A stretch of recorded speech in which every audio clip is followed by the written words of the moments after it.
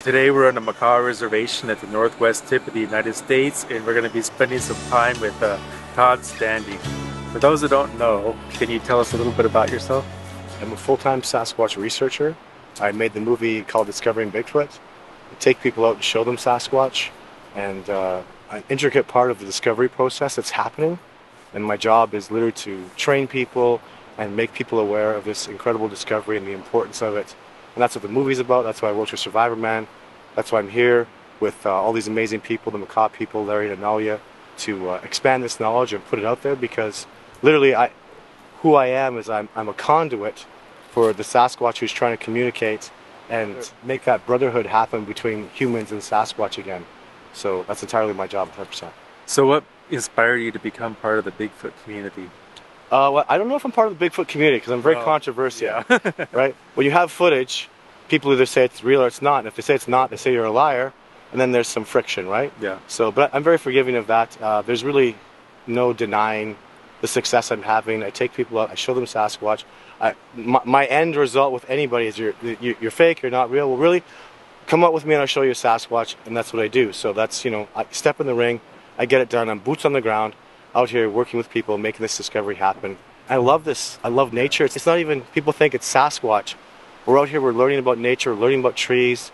I come out here, we're studying the species, we're looking at the ground cover, we're all moving together as a cooperation, we're getting fresh air and exercise and having fun. Everybody's smiling.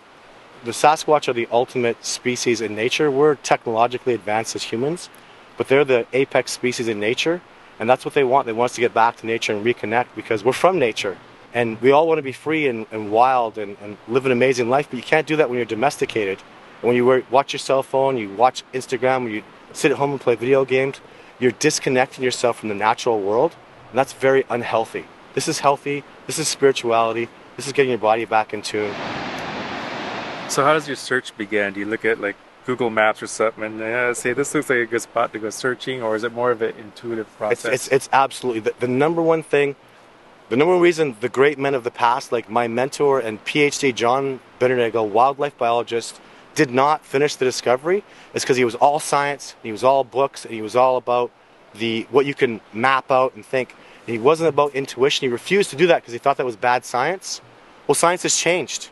Now we know empathic ability is real. If you don't think empathic ability is real, you need to go do your research.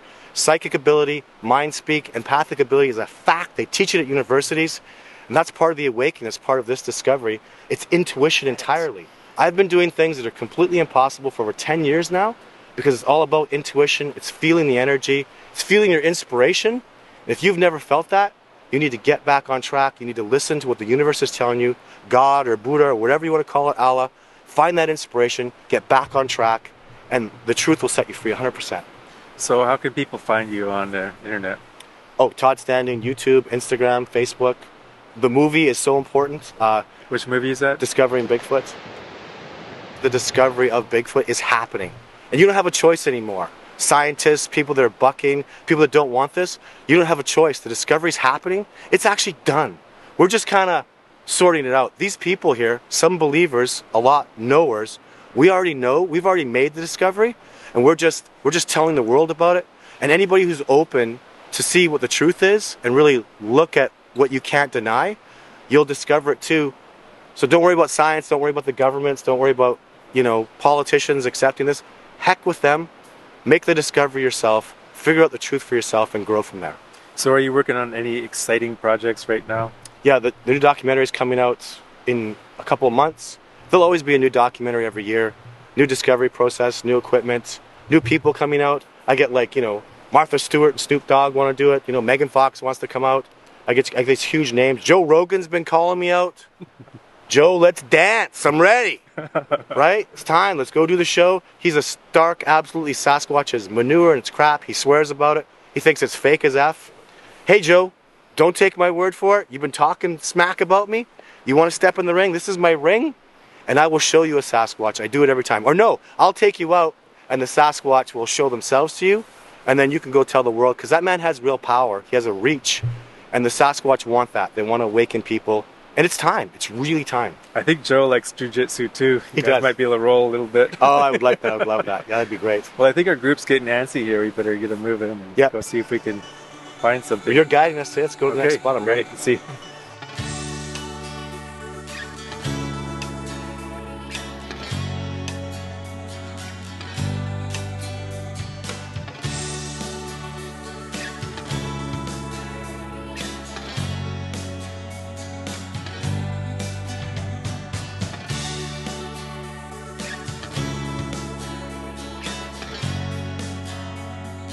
Have you found that the Sasquatch kind of run with the elk? They herd them. They'll protect them. There's some elk herds that the calves almost always make it to full maturity. It's because they're guarded. And you know, animals, mind speak with animals is so powerful.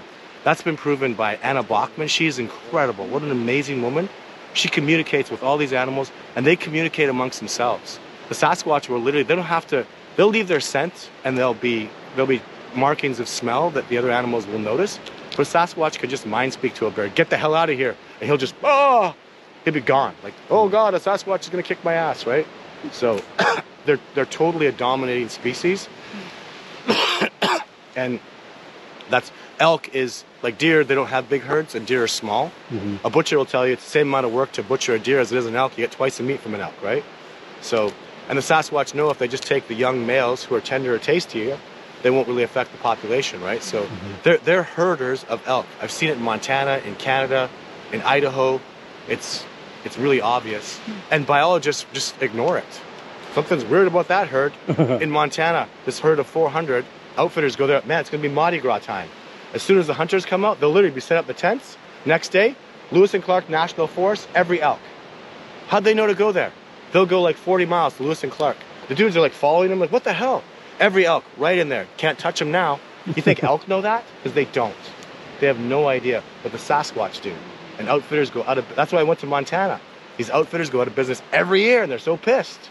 Who's herding them? It doesn't make any sense. Elk don't do that. So when it does make sense, because the Sasquatch know.